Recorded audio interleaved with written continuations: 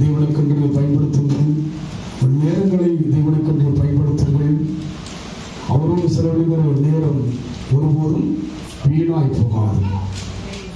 உண்மையாகவே அந்த அனுபவத்தில் கடந்து வாங்க அன்னைக்கு அற்புதங்களை செய்ய வல்லவர். இந்த நாள் ஈஸ்டர், தேவனுடைய உயிர்த்தெழுந்த நாள் என்று உலகம் முழுமையாக ஒரு பண்டிகையாக கொண்டாடப்படுகிறது. அது தவறென்றும் சொல்லவில்லை, அது உண்மை என்றும் சொல்லவில்லை. ஆனால் வேதத்தின் காரியங்களை நாம் ஆழமாய் அறிந்து கொள்ள தேவன் விரும்புகிறார். ஞாபகப்படுத்தும்படியாகத்தான் என்பது ஆண்டவர் ஏன்னா நமக்கு அநேக கருத்துக்கள் மறதி என்பது நமக்கு அதிகமாக இருக்கிறது. மறந்துடுறோம் அப்படிங்களா? அதுக்காக தான் வருஷத்துக்கு ஒரு முறை ஞாபகப்படுத்துகிறார். உயிரோடு கூட இருக்கிறோம் என்று ஞாபகப்படுத்துகிறார். தவிர இதுல வேதத்துல அன்றைக்கு அவர் உயிர்த்த பொழுது நடந்த சம்பவம் என்ன, இன்றைக்கு நம் வாழ்க்கையில் நடந்து கொண்டிருக்கிற சம்பவம் என்ன என்பதை நாம் பார்க்கணும். இந்த நாளில் கூட நாம் தியானிக்கும்படியாக லூக்கா எழுதின சுவிசேஷம் 24ஆம் அதிகாரம் 33ஆம் வசனம். லூக்கா எழுதின சுவிசேஷம் 24ஆம் அதிகாரம் 33ஆம் வசனம். 24ஆம் அதிகாரம் லூக்கா லூக்கா 24:33.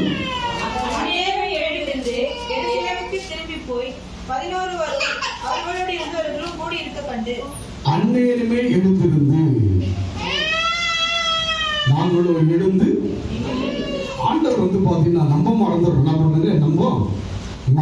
ஆண்டவர் சொன்ன வார்த்தையை மறக்கவே நீ என்னால் மறக்கப்படுவது என்னென்னவோ சப்ஜெக்ட்ல கொண்டு வரலான்னு பார்த்தா கூட எழுந்துரு என்கிற அந்த காரியம் நமக்காக புனித வெள்ளியன்றை அவரில் நம்படாது. இளங்கிளையை போலவும் வரலை நிலத்தில் துணுகிற எழுப்பினார், நமக்காக எழுப்பினார். இன்றைக்கு எழுந்திரு என்று சொல்லி எழுந்தார்கள் என்று சொல்லி அங்கே நாம் பார்க்கிறோம், வாசிப்போம். இப்போது அந்நேரமே எழுந்திருந்து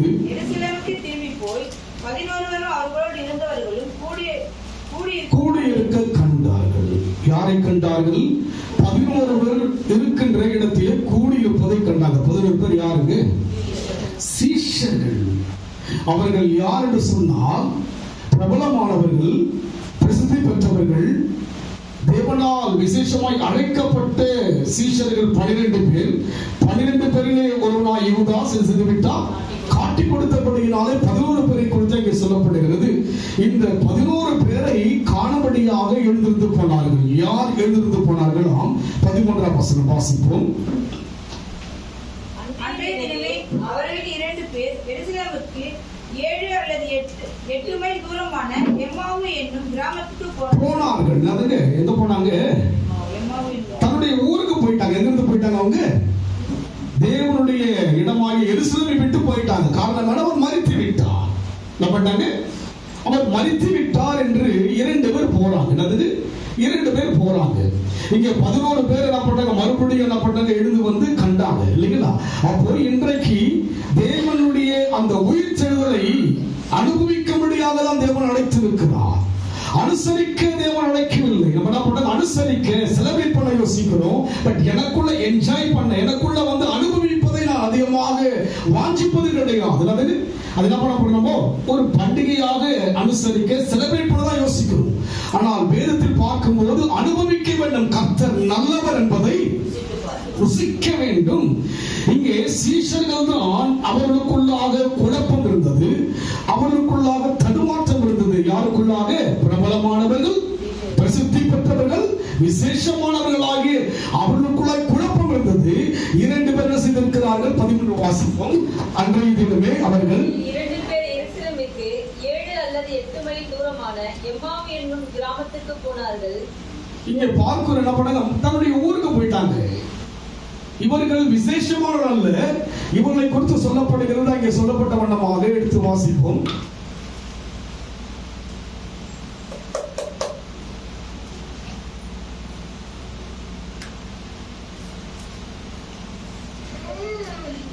மார்க் 14:12 வாசிங்க.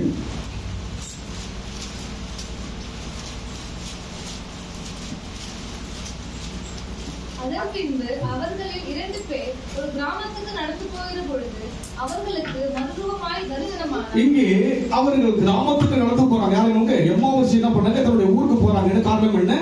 இயேசுவோடு சீஷரோடு கூட இவங்க இருந்தாங்க. 40-70 பேர்ல இவர்கள் தெரிந்து கொள்ளப்பட்டவங்க. அதாவது 70 பேரில இவர்கள் தெரிந்து கொள்ளப்பட்டவங்க. ஆனா அந்த ஸ்பெஷல்ல யார் கிடையாது? இவங்க இந்த 2 பேருக்கு என்ன கிடையாது? இந்த 2 நபர் கிடையாது. ஆனால் இவர்களும் தேவனால் தெரிந்து கொள்ளப்பட்டவங்க. அவங்க ஃபர்ஸ்ட் லெவல்ல இருக்காங்க. அவங்க பாத்தீங்கன்னா நெருங்கி இருப்பாங்க. இயேசுவோட என்ன பண்ணுவாங்க? எங்க போனா யார் போவாங்க? இந்த 12 பேர் தான் போவாங்க. மற்றவங்க என்ன பண்ண முடியாது, போக முடியாது. ஆனால் இயேசுடைய சீஷர்கள் அவர்கள். யார் அவர்கள்? இயேசுடைய சீஷர்கள் தான். ஆனால் பிரபலமானவர்கள் அல்ல, பிரசித்திப்படுத்தவர்கள் அல்ல, விசேஷமானவர்கள் அல்ல. அவர்களும் ஒரு சீஷர்கள் தான்.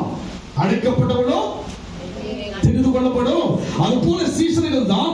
அவர்களுக்குள்ளாக இயேசுடைய மரணம் பேதுருவுக்கும் யோவானுக்கும் விசேஷமான சீஷர்களுக்கெல்லாம் ஒரு குழப்பம், ஒரு கலக்கம் இருந்தது.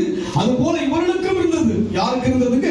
அதனால எங்க போறாங்க? மறுபடியும் தங்க ஊருக்கு போயிடுறாங்க. என்ன பண்றாங்க? நம்ம கூட பாருங்க, விரக்தியாக வெறுப்பு வரும். அதுக்கு நமக்குள்ள தேவனை நோக்கி பார்க்க நமக்குள்ளாக பல விதமான தேவைகள் தடைப்பட்டு விரக்தி வரும், வெறுப்பு வரும் நமக்குள்ளாக.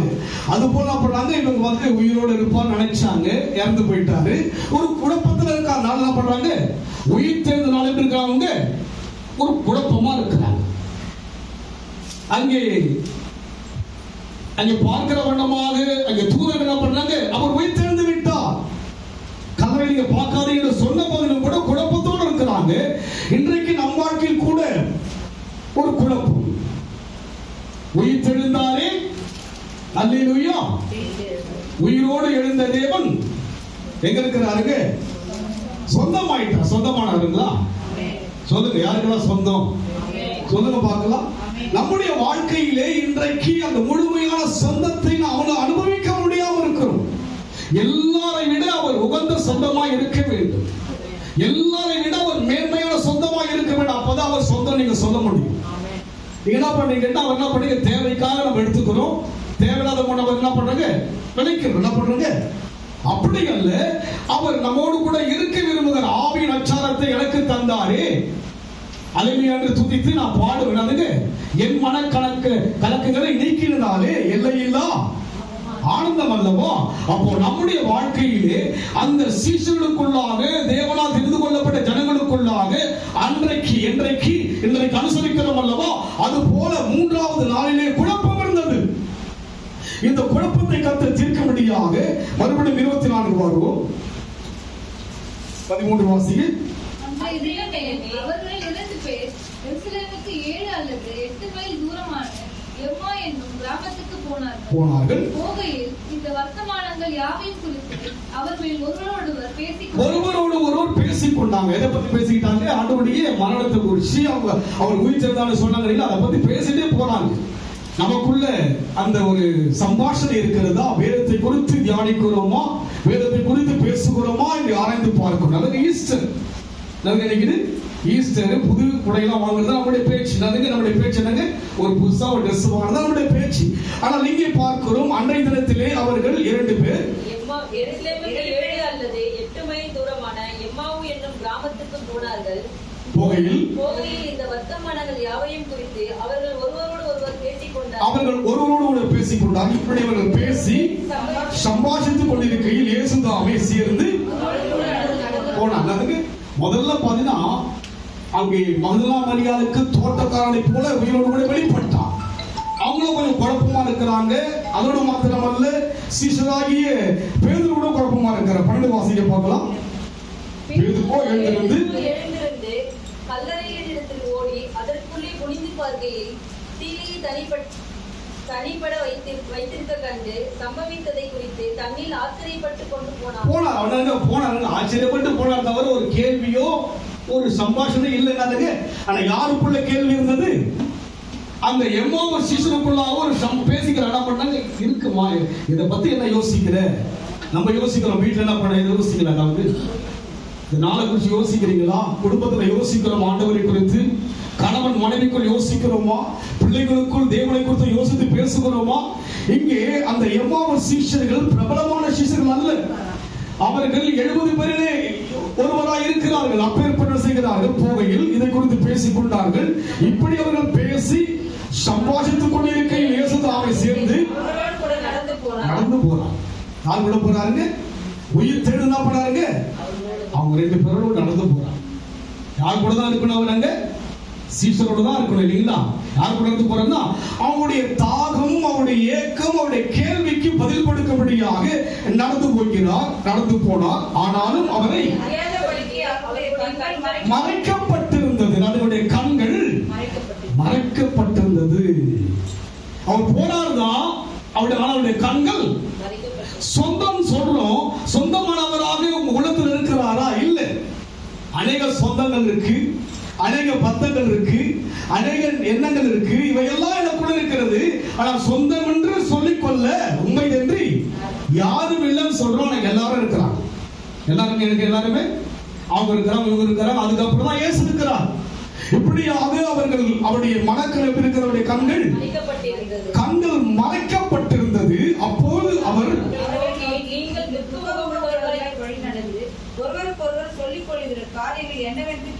ஒருவருக்கொருவர் சொல்லிக் கொள்கிற காரியங்கள் என்னவென்று நம்ம 2 பேரா சேர்ந்து ஆண்டவரை பத்தி பேசினா அதை கேட்பாங்க.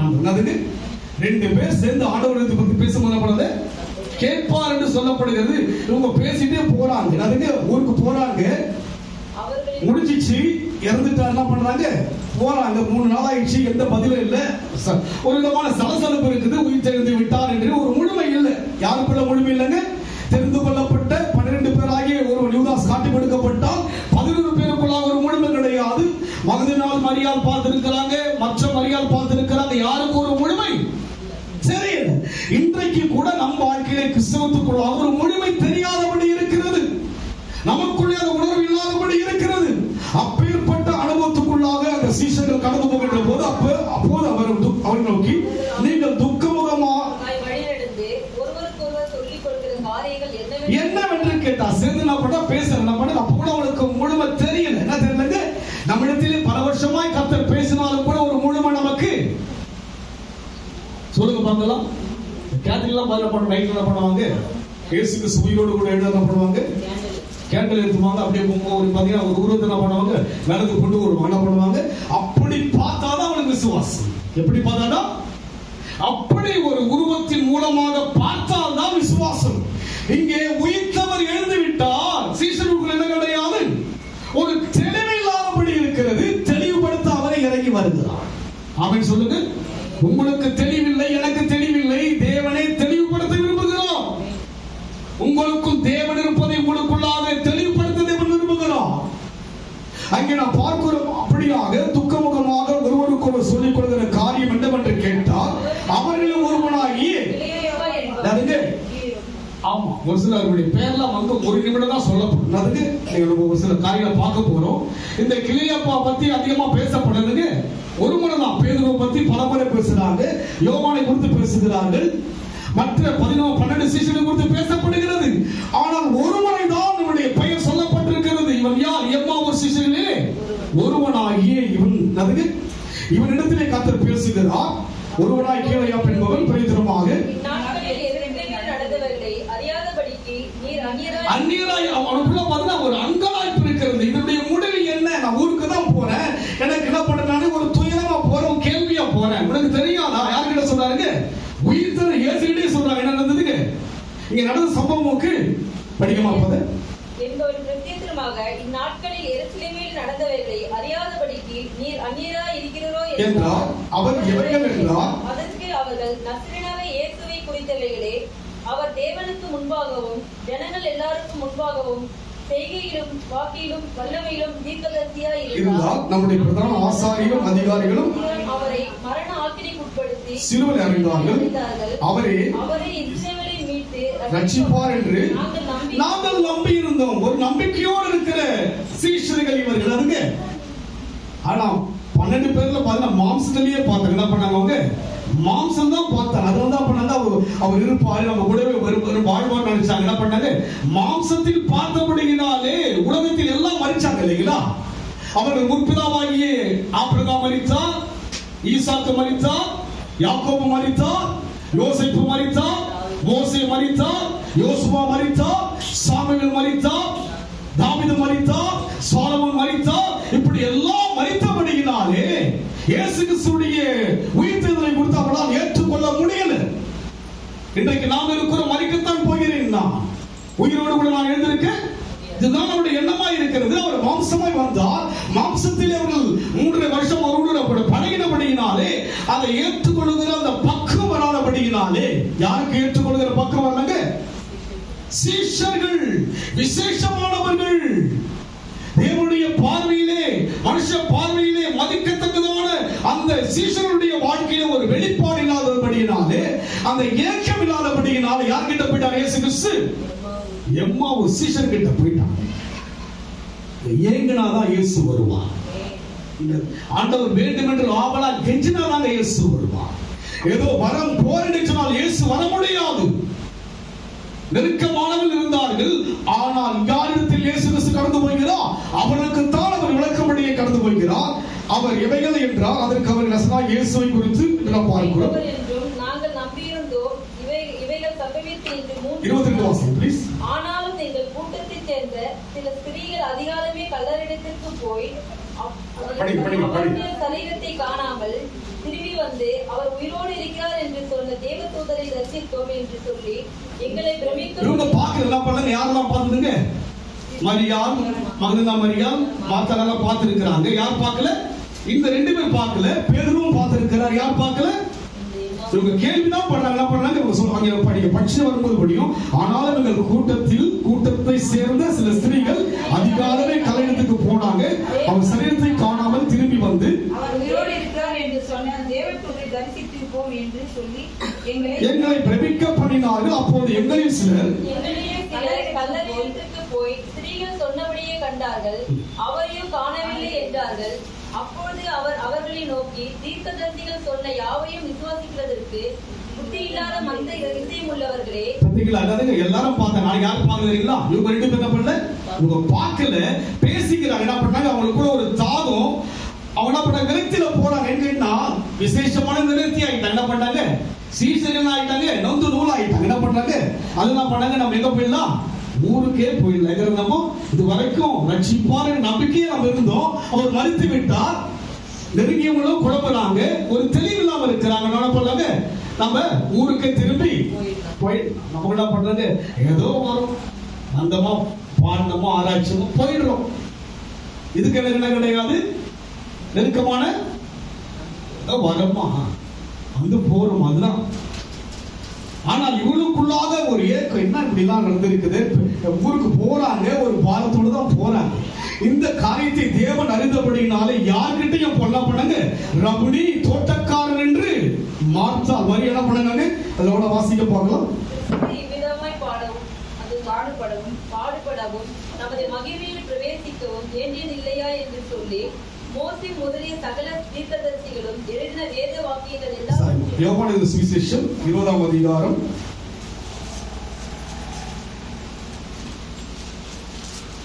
15 வாசிக்க பார்க்கலாம்.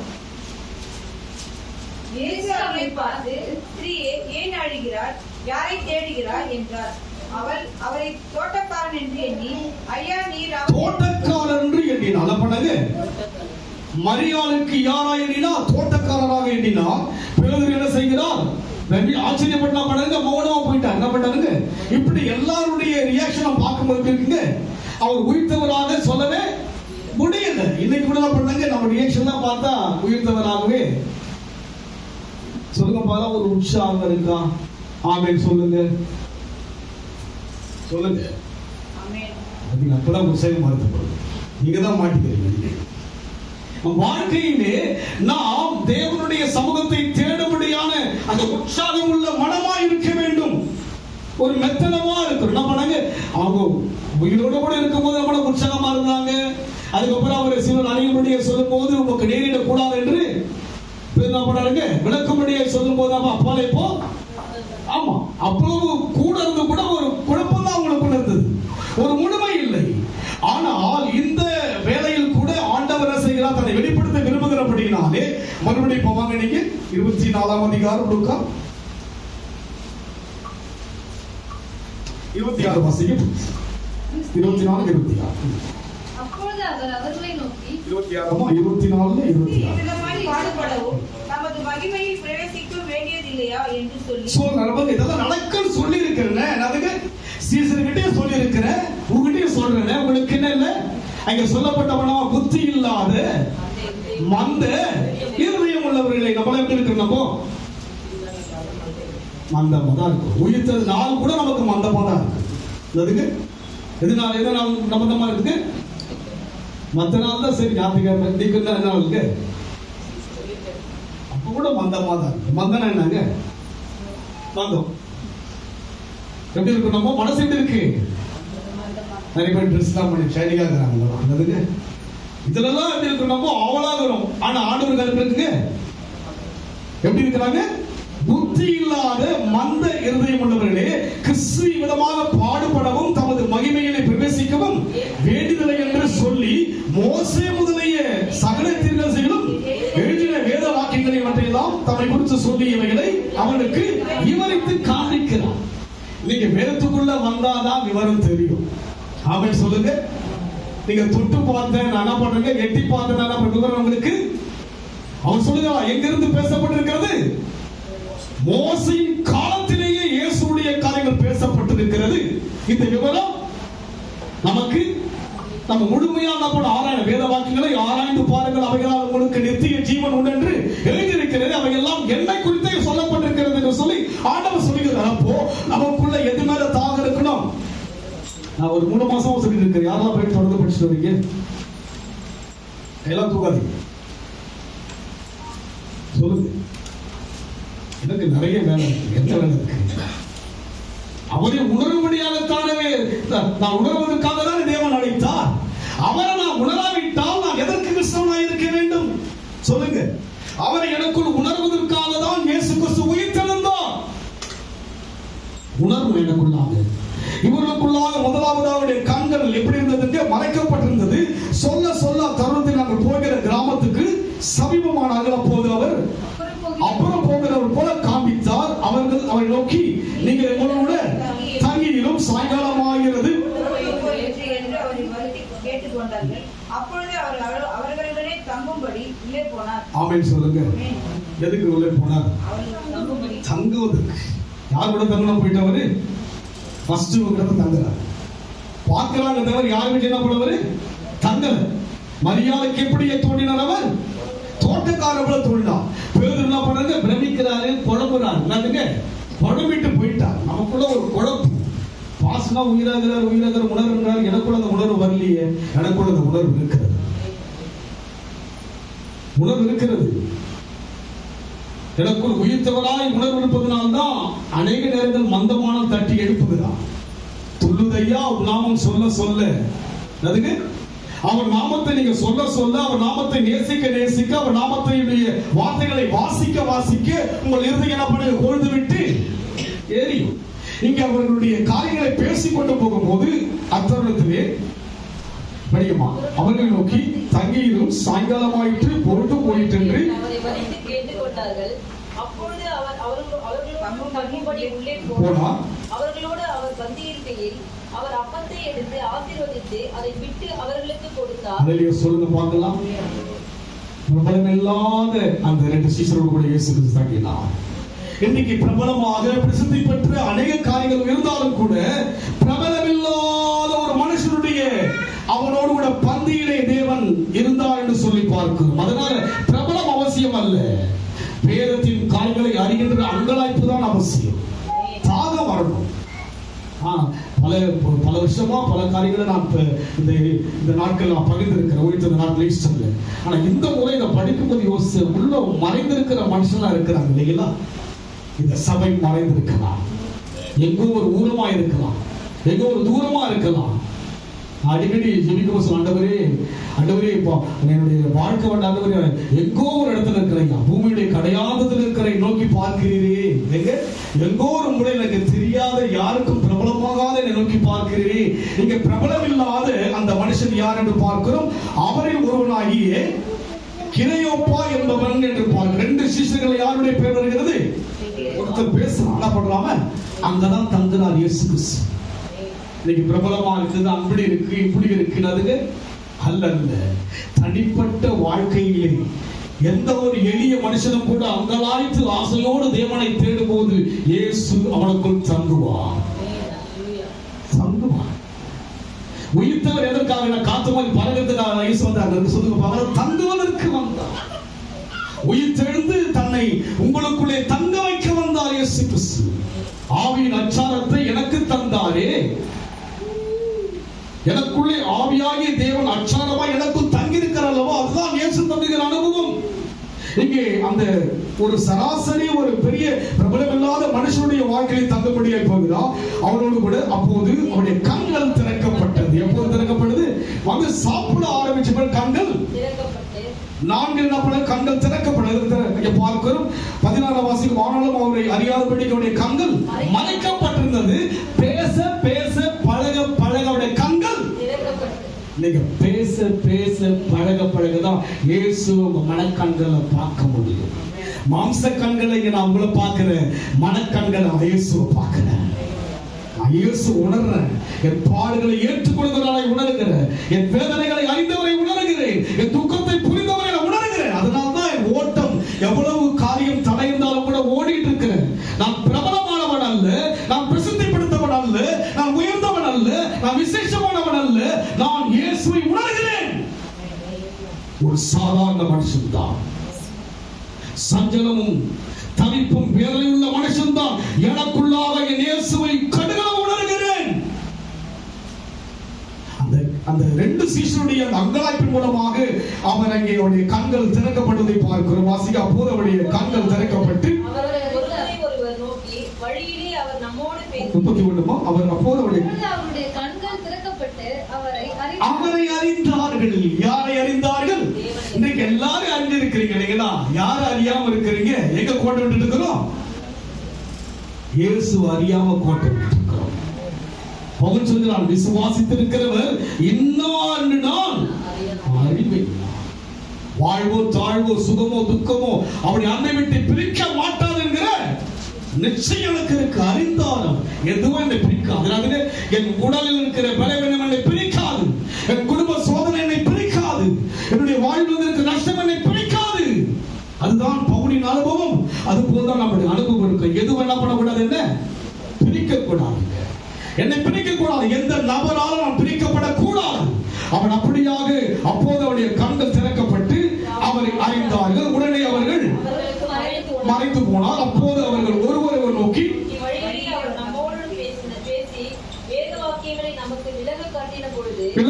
விளங்க காட்டின போது வேதத்தை விளங்கினாதான் இருதயம் கொண்டு விட்டீர்கள். ஆமே சொல்லுங்க. இந்த முறை என் இருதயம் கொண்டு விட்டது. என்னை கர்த்தர் உற்சாகப்படுத்தினார். நீ சாதாரணமானவன் தான், நீ பிரபலமானவன் அல்ல, நீ விசேஷமானவன் அல்ல, அநேகர் பார்வைக்கு அற்பமானவன் தான், ஆனால் என்னை நீ கடுகளவு அறிந்திருக்கிறாய். ரொம்ப சந்தோஷம். பலவிதமான தேவைகள், எதிர்பார்ப்புகள், குழப்பத்தின் மத்தியில் இந்த வார்த்தை என் இருதயத்தை கொண்டு விட்டு எரிய செய்கிறது. இதயம் வெளிகிறது. இன்னும் தேவனுக்காக ஓடணும் ஐயா, இன்னும் ஓடணும் ஐயா, எனக்கு பலப்படுங்க, ஓடணும் ஓடணும், ஓடிக்கொண்டே இருக்கணும் ஐயா. நீங்க யோசித்து இத்தனை ஆண்டுகள்ல இவ்வளவு ஒரு வார்த்தை உள்ள இருக்கா? இந்த நபர் எனக்கு தெரியவில்லையே. எம்மாவூர் சீசனுடைய எத்தனையுமே பாடி இருக்கிறோம். எம்மாவூர் சீசனுடைய மனக்கண்களை போக்கினவர் என் மனக்கண்களை போக்குவார் என்று பாடினவர் புரியலையே, உள்ளே இருக்கிறது ஐயா. விளக்கினான். இதெல்லாம் யோசிச்சு பார்க்கிறேன். என்ன விளக்கம் ஐயா? நான் எங்கோ ஒரு ஓரமா யோசிச்சு இல்ல இல்ல, நானும் உன்னை அறிந்திருக்கிறேன், நான் உனக்குள் இருப்பதை நீயும் அறிந்திருக்கிறாய். போ, நீங்களும் அறியபடியாக தேவன் அங்கலாய்க்கிறார், நீங்களும் அறியபடியாக நானும் ஆசைப்படுகிறேன். கர்த்தரை அறியணும். அவர்கள் என்ன செய்கிறார்கள்? அப்போது அவர்கள் ஒருவரை ஒரு நோக்கி வழியிலே நம்மோடு பேசி வேத வாக்கியம் நமக்கு விளங்க காட்டினே நம்முடைய இருதயம் நமக்குள்ளே விளங்கிடுச்சு.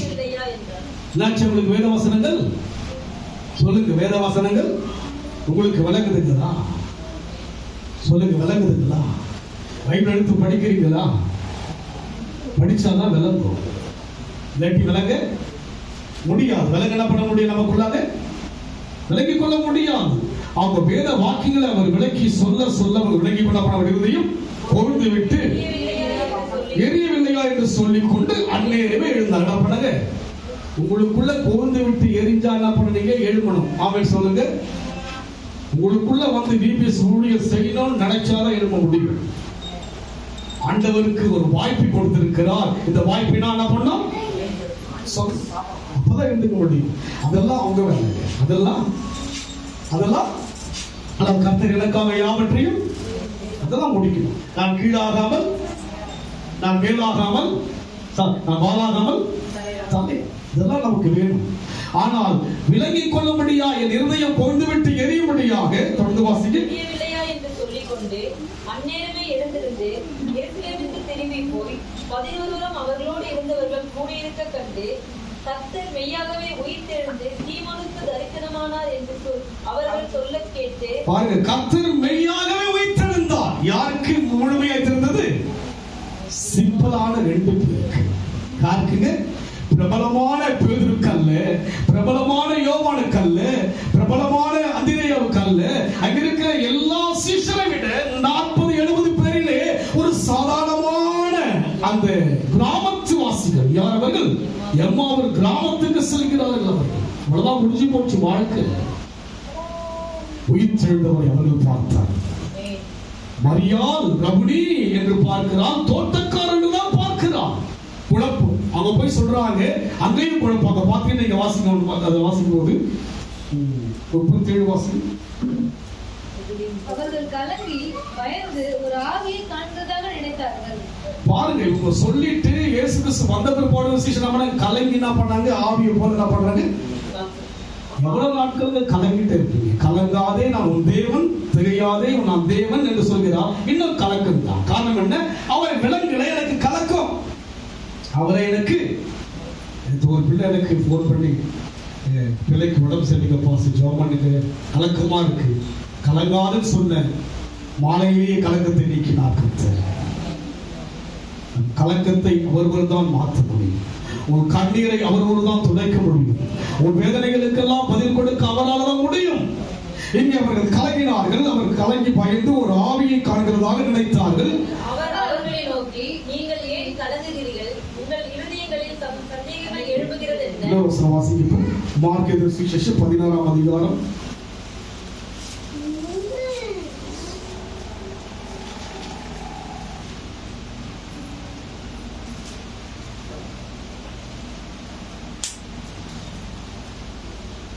11 வாசிக்க. 11 வாசிக்க.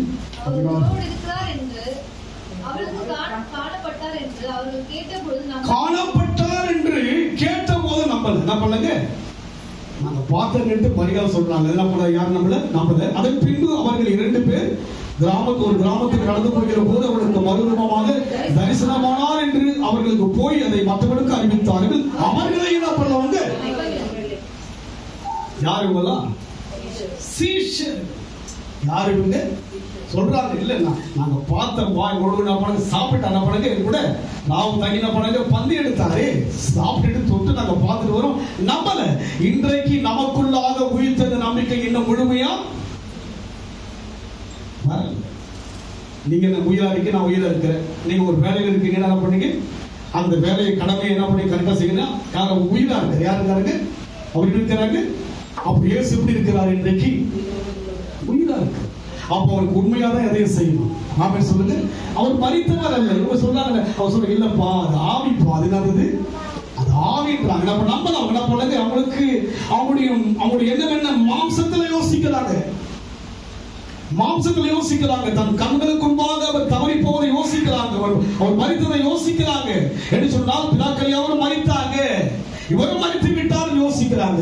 ஆனால் தேவனோ என்ன பண்ணாங்க, தன்னை தானாக வெளிப்படுத்தினார். யாருக்கு? எம்மாவூர் சீஷர்களுக்கு வெளிப்படுத்தினார். அவங்கதான் வந்து சொல்றாங்க. ஆகையால் அவர்கள் போய் அதை மற்றவர்களுக்கு அறிவித்தார்கள். அவர்களையும் நம்பவில்லை. அதன் பின்பு எல்லாரும் என்ன பண்ணாங்க, மறுபடியும் 11 பேரோட கூட சேர்ந்து உட்காரும்போது இயேசு கிறிஸ்து தரிசனமாகிறார். அப்போ ஒரு பிரபலமான மனிதனுக்கு முழுமையாய் தேவன் வெளிப்படாமல் ஒரு சாதாரண மனிதனுக்கு தேவன் இன்றைக்கு உங்களுக்கும் எனக்கும் தேவன் வெளிப்பட வல்லவர். சின்ன ஒரு சபை தான் இது, பிரபலமான ஒரு சபை இல்ல. 3வது மாடியில் எங்கேயோ இருக்கு இல்லைங்களா, அது ஒரு அனுப்பினாருங்க. அது மாடிங்க மேலே ஏறினாங்க, மூச்சு வாங்குதுங்க. அதுங்க மலைக்கு போறாங்க, 40 நாள் என்ன பண்றாங்க, தவம் இருந்து என்ன பண்றாங்க, எவ்வளவு ஒரு சேக்ரிஃபைஸ் பண்றாங்க யோசிச்சு பாருங்க. திருப்பதிக்கு போய் 5 மணி நேரம் 7 மணி நேரம் பண்றாங்க இல்ல, வரிசையில் நிக்கிறாங்க. என்ன பண்றாங்க, வரிசையில் என்ன பண்றாங்க, போயிட்டு தன்னுடைய முடியை என்ன பண்றாங்க, இங்க இருக்கிற எல்லாருக்கும் மொட்டை அடிச்சு யோசிச்சு பாருங்க. வரீங்களா நீங்க? உங்களை எப்படிலாம் அழகெல்லாம் படுத்துறோம் யோசிச்சு பாருங்க. எனக்கு வயசாயிடுச்சுன்னா பண்றாங்க, என்ன பண்றேன், நான் வீழ்ச்சிட்டு கொண்டுக்கிறேன். நான் கூடாது. ஆண்டவர் தானாகவே இறங்கி வராங்க. இதை விட வேற என்ன பாக்கியம்? உயிர்த்தவரை நீங்க பார்க்கணும். அதுதான் தேவ அழைப்பு. உங்களுக்குள்ள பார்த்தாதான் அந்த கடமை எல்லாமே இருக்கும். உண்மை அதுக்கு உயிர்த்தவர் நான் உயிரா இருக்கிற வரைக்கும் என்ன பண்ணுவாங்க, ரோஷனும் போயிடுவான், தானியும் பயப்படுவோம். பயப்படுங்களப்போ பயப்படும், எஃப்சியும் பயப்படுவாங்க. உயிரா இருக்கு இல்லைங்களா? செத்து போயிட்ட பேர் என்ன பண்ண மாட்டாங்க, அவங்க பயப்பட வேண்டிய. நான் செத்துட்டேன், அதுக்கு நான் செத்துட்டேன், அதுக்கு முன்னாடி அவங்களுக்கு பயம். ஒரு சிலர் செத்துட்ட பிற்பாடு கூட பயப்படுற மாதிரி பண்றாங்க. அது ஒரு பக்கம். அதுக்கு உயிரா இருக்கும்போது பயப்பட மாட்டாங்க, உயிரா இருக்கும்போது காப்பாற்ற மாட்டாங்க. செத்துட்ட பேர் மாட்டாங்க, கரையில போய் என்ன பண்றாங்க, நினைவு செய்யறாங்க. அது ஒரு அனுபவம் இல்லை. அதுக்கு அதை விட்டு ஊழியத்துல கூட நடக்குது. 3வது வருஷம் கூட சர்வை பண்றாங்க. இல்ல அதெல்லாம் தேவன் விரும்புகிற ஒரு காரியம். ஏதோ நான் எனக்கு அந்த நம்பிக்கைலாம் கிடையாதுங்க. இயேசு ஒருவர் தான் உயிர்த்தெழுந்தவர். அவருக்கு நான் செய்கிற பிரதிபலனுக்கு எனக்கு பதில் கிடைக்கும். என் மனைவிக்கு இனி போய் செய்வதனால எந்த பதிலும், என் தாய்க்கு செய்வதனால எந்த பதிலும், என் தகப்பனுக்கு செய்வதனால எந்த பதிலும்.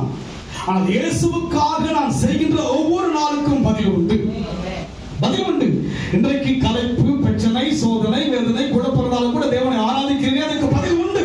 அதனால் நம்முடைய வாழ்க்கையிலே நாம் யாரா இருந்தாலும் கூட, ஒரு சாதாரண மனுஷனாலும் கூட உங்களுக்குள்ளே தேவன் உயிர்த்தெழுந்தவராக வெளிப்பட விரும்புகிறார். அதனால் சாதாரண மக்களை காத்து தெரிந்து கொள்கிறவராக இருக்கிறார். அதிலே ஒரு சிலரை நான் பார்க்கும்படியாக லூக்கா சுவிசேஷம் 24ஆம் அதிகாரம் 13 வாசிங்க. அன்றைய தினமே அவர்களின் 2 பேர் எருசலேமுக்கு 7 அல்லது 8 மைல் தூரமான எம்மாவு என்னும் கிராமத்துக்கு போனார்கள். மார்க் வாங்க, மார்க் 15ஆம் அதிகாரம் 21 வாசிங்க. சீரேனே ஊரானும் அலெக்சாந்தருக்கு ரூப்புக்கும் தகப்பனுமாகிய சீமோன் எனப்பட்ட ஒருவன் நாட்டில் இருந்து அவ்வழியே வருகையில் அவருடைய சிலுவையை சுமக்கும். இங்கே ஒருவனை பார்க்கிறோம், இவனும் பிரபலமானவன் அல்ல, ஆனால் இயேசுவின் சிலுவையை யார் சுமந்திருக்கிறாங்க? நெருங்கி இருந்த 12 சீசன் என்ன பண்ணுங்க, நான் சுமக்கணும்னு போயிருக்கோம். என்ன பண்ணுங்க, கூடவே இருந்து 3 முறை பேதுரு மறுதலித்தார். யாரும் இல்லை என்ன பண்ணாங்க, யாருமே கிட்ட கிடையாது. இயேசு கிறிஸ்து சிலுவை அறையும் போது எல்லாரும் என்ன பண்ணாங்க, தூரம் ஆயிட்டாங்க. ஆனால் யார் ஒருவன் சுமந்து கொண்டு போகிறான்? படிக்கமா ப்ளீஸ். சீமோனே ஊரானும்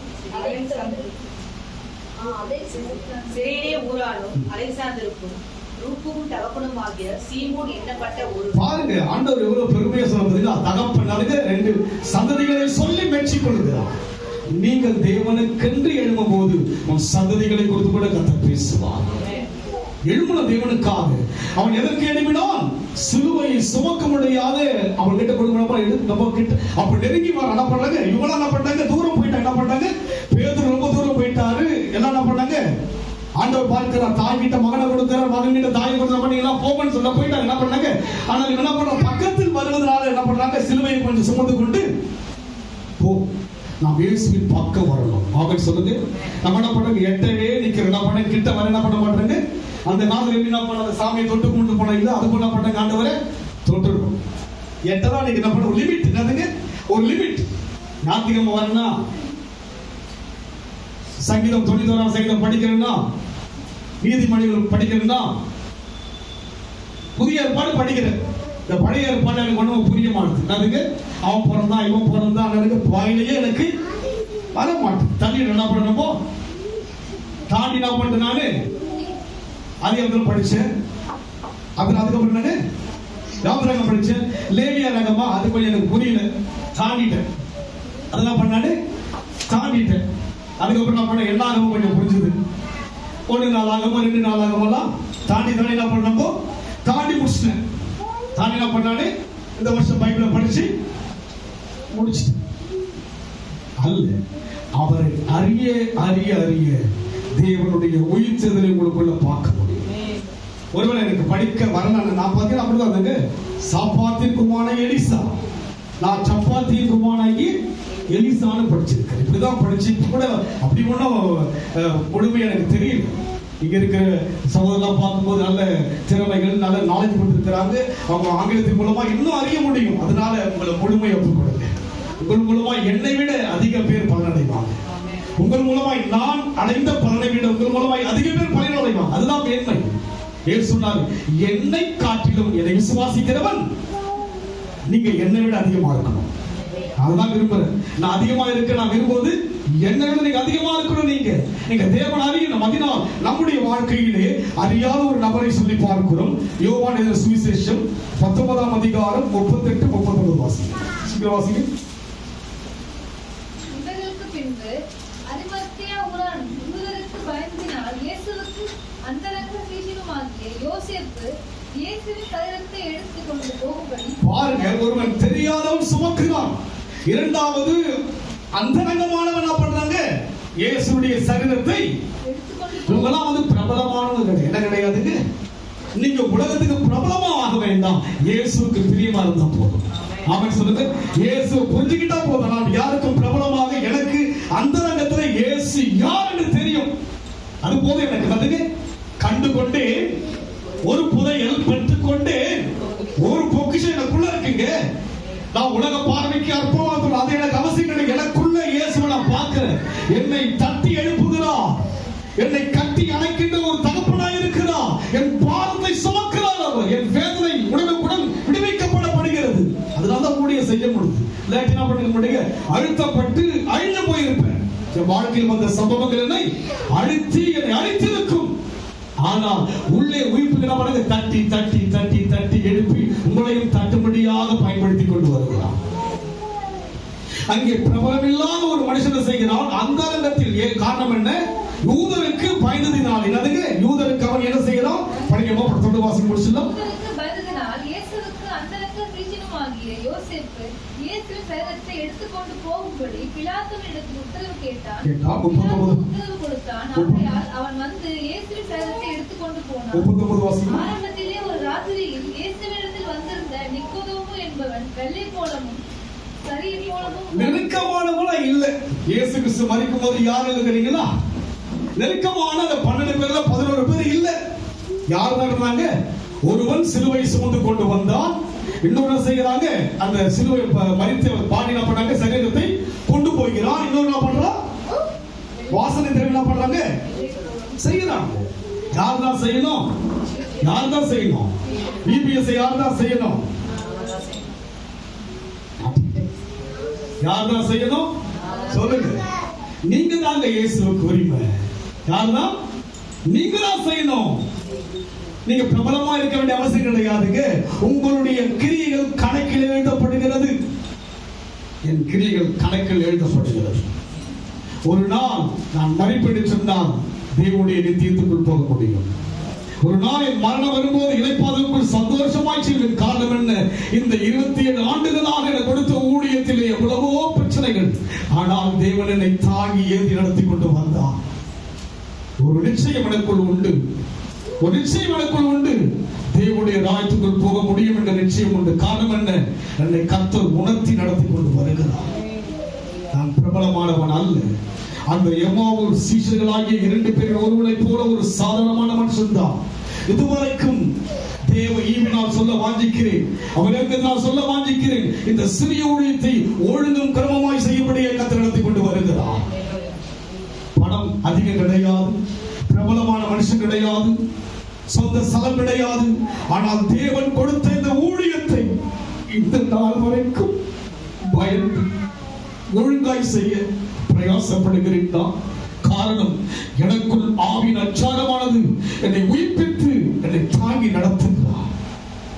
உண்மையாகவே நம் வாழ்க்கையில் அவரை உணர ஆரம்பித்து விட்டால் அவருக்காக எழும்ப முடியும். எனக்காக இளம் கிளையாய் இருந்தவர் எழுப்பினாரே, வனாந்தரமானதிலே துணிவிட்டு எழுப்பினாரே, எனக்காக இத்தனை காரியம் செய்தாரே. ஒரே ஒரு வாழ்க்கை அவருக்காக எதையாவது ஒன்றை செய்தே ஆக வேண்டும். அறியாத அந்த நபர்கள் பிரபலமானம் கிடையாதுங்க. பேதுருவின் புத்தகம் இருக்கிறது, யோவானின் புத்தகம் இருக்கிறது, பல பிரசித்தி பெற்ற புத்தகங்கள் இருக்கிறது. ஆனால் இங்கே சொல்லப்பட்ட யாருக்கும் புத்தகம் கிடையாது. அந்த இடத்தில் தான் அவர்கள் பெயர்கள். அதனால் நான் பிரபலமாக வேண்டிய அவசியம் அல்ல. தேவனுடைய பார்வையிலே ஒரு பிரதி உள்ள ஒரு மனுஷனாக இருந்தால் போதும். அதனால் இந்த சின்ன ஊழியம் தான், சின்ன சபைதான், உங்களுடைய காரியங்கள் எல்லாம் உண்மையும் கருத்தாய் இருக்கட்டும். பலனை கத்தர் கொடுப்பார். பலன் உண்டுங்க, பலன் உண்டு. எனக்கு தைரியம் உண்டு. இன்றைக்கு நான் இன்றைக்கு மறைத்தான் கத்தரிடத்தில் செல்வேன். இந்த 27 ஆண்டுகள் கத்தர் பார்க்கிறார். கனமாய் நடத்தி ஆரம்பத்தில் ஒரு ஓலை வீட்டில் ஆரம்பித்தோம். அந்த நாளிலே கனமாய் நடத்தினது, தெருவிலே உண்மையாய் நடத்தினது கத்தர் அறிவார். கத்தர் அறிவார் எல்லாம். என் உள் பணம் ஆண்டவர் என்ன சொல்கிறார் அதை உணர்ந்து நான் பயந்து நான் தேவனுடைய காரியம் செய்திருக்கிறேன். எனக்குள் குறைகள் இருந்திருக்கலாம், எனக்குள் தவறுகள் இருந்திருக்கலாம், எனக்குள் தேவனுக்கு பிரியமில்லாத காரியங்கள் ஏராளமாக இருந்திருக்கலாம். ஆனாலும் கூட ஆண்டவருடைய ஊழியத்தை விட்டு விலகி போகாதபடிக்கு என்னை கத்தர் உயிர்ப்பித்துக் கொண்டே இதுவரைக்கும் நடத்தி கொண்டு வந்தார்.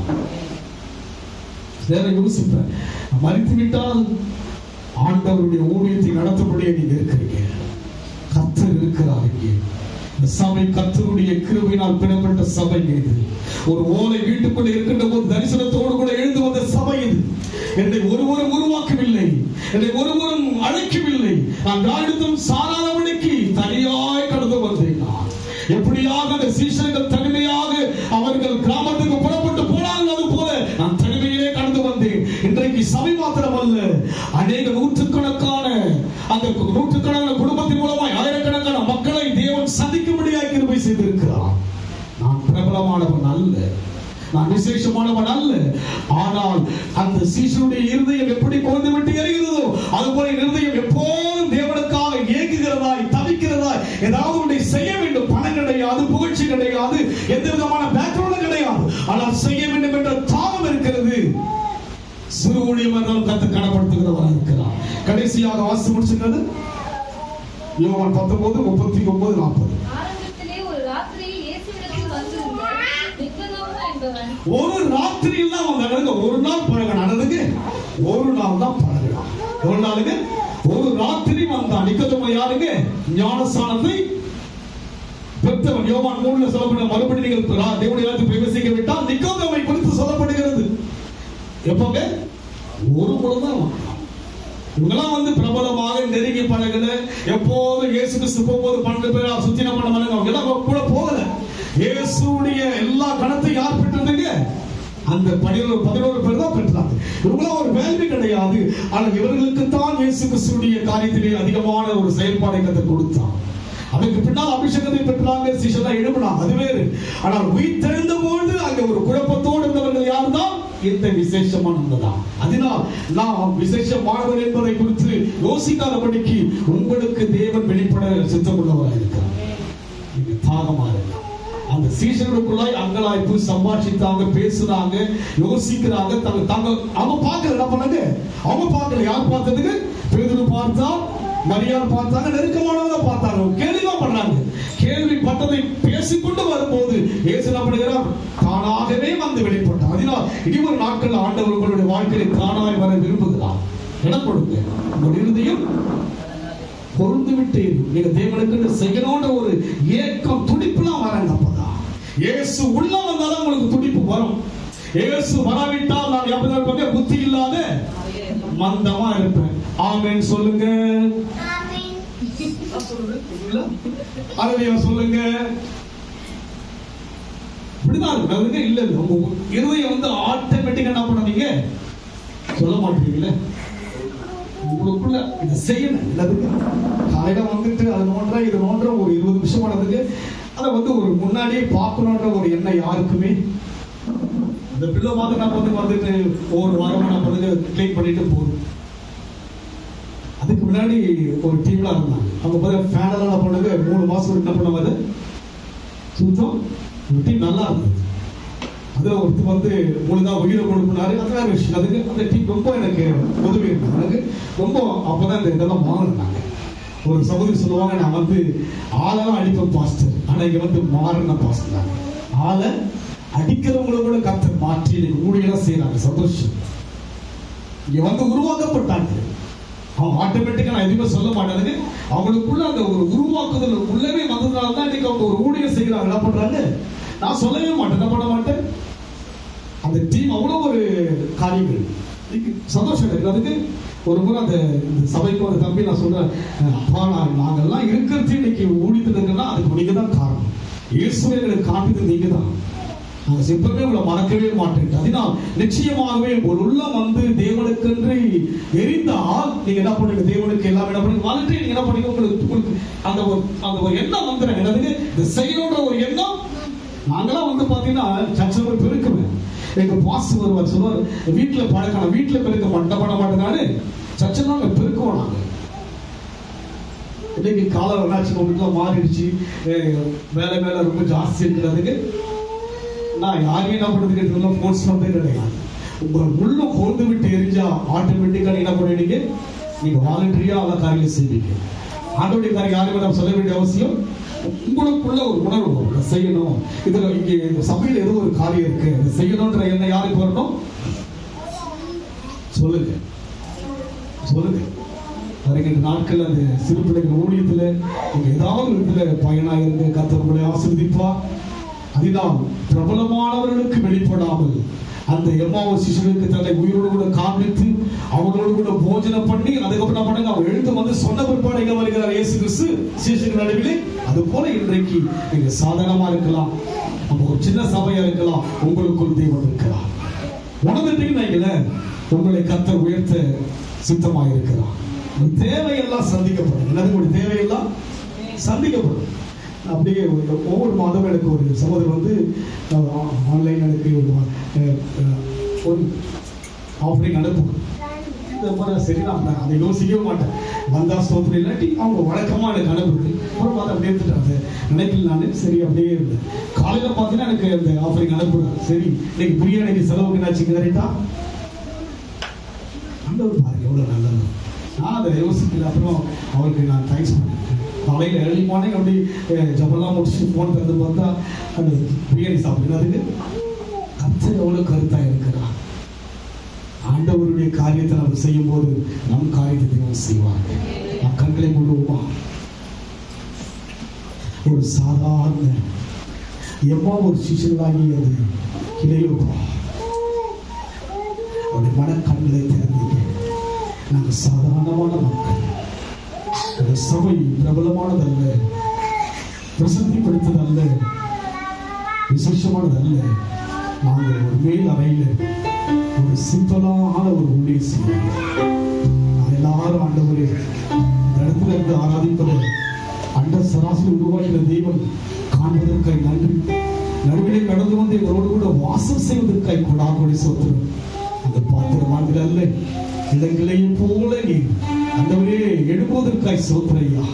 வறண்ட நிலத்திலே ஆண்டவரே கர்த்தாவே, நீர் ஆண்டவரே கர்த்தாவே இளங்கிளையாய் எழுப்புவதற்காய் நன்றி ஐயா.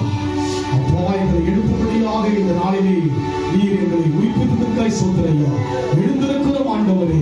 நாங்கள் சாதாரண மக்களாக தேவனை இன்னும் ஆழமாய் அறியாத மக்களாக கூட எங்களுக்குள்ளே கர்த்தர் எழுப்ப அங்கலாய்த்து வந்துவிட்டு ஆண்டவரே உயிர்த்தெழுந்த ஆவியானவர் ஆவி என்ற அச்சாரத்தினால் எங்களுக்குள்ளே இருப்பதற்காய் சோத்திரையா.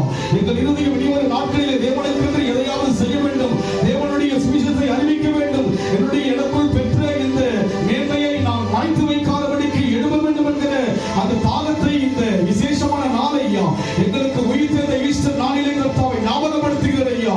நாங்கள் ஒவ்வொரு நாளும் அனுசரிக்கிறோம், என்ஜாய் பண்ணுகிற ஐயா. பண்டிகையாக ஒரு நாளும் இயேசு இருப்பது எங்களுக்கு எப்போதும் பண்டிகை கர்த்தாவே. நன்றி நன்றி நன்றி. ஞாபகப்படுத்துவதற்காக சோத்திரம் ஐயா. எங்கள் இறுதிய வெளியான தேவனுக்கென்று செய்வதற்கான அந்த தாகமுள்ள ஒரு இதயமாக எங்களை மாற்றுகிறாங்க. எழுப்பும் ஐயா, எழுப்பும் ஐயா, எழுப்பும் எங்களை. தேவனுக்கென்று நாங்கள் எழுப்பும் போது எழுந்து நிமிர்ந்து நிற்போம் ஐயா. ஆசீர்வதிங்க, ஆசீர்வதிங்க. வந்த தேவதர்கள் ஒவ்வொருவரையும் ஆசீர்வதிங்க இயேசுவின் நாமத்தில் பிதாவே. என் ஆத்துமாவே கர்த்தரை ஸ்தோத்திரி, என் முழுமே நாமத்தை ஸ்தோத்திரி. என் ஆத்துமாவே கர்த்தரை ஸ்தோத்திரி. கர்த்தர் செய்த சகல உபகாரங்களையும் மறவாதே. நம்முடைய கர்த்தராகிய இயேசு கிறிஸ்துவின் கிருபையும் பிதாவாகிய தேவனுடைய அன்பும் பரிசுத்த ஆவியானவருடைய ஐக்கியமும் நம் அனைவரோடும் கூட கர்த்தர் வருகை மட்டும் என்னென்றைக்கும் இருப்பதாக. ஆமென். God bless you. ஆசீர்வதிப்பாராக.